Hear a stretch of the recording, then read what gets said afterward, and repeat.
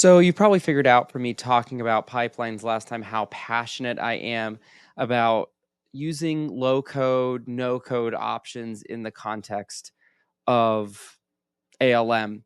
If Power Platform is going to be low code, then our governance, frankly, also needs to be low code. So, I showed a little bit of how, that kind of works from a broad perspective, but let's look at some special features.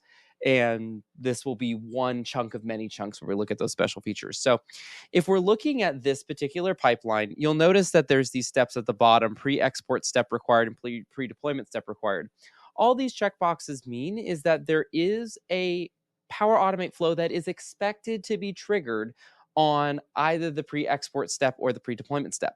So let's look at an example of that. So let's look at the simplest thing we could possibly do, which is give the power to our QA to control an approval gate effectively for deployment. Okay, so when the deployment started, you'll notice here that you need to fix your trigger output. Pretty simple thing.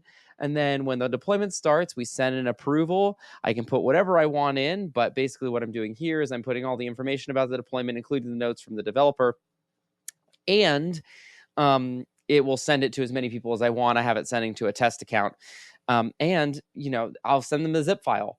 One of the great things about the pipelines is it gives me artifacts. We're going to integrate with Git very soon, right? We see that coming, but for the time being, I have my managed zip file. I have my unmanaged zip file. It gives me what I need, so we can send this to as many people as we want.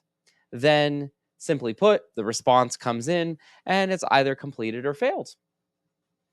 That's it. But here's the cool thing. There's over 1,000 connectors to Power Automate. We could literally do anything we want from this point forward now that we have a Power Automate flow working. So I'm going to show you some cool stuff with Azure DevOps.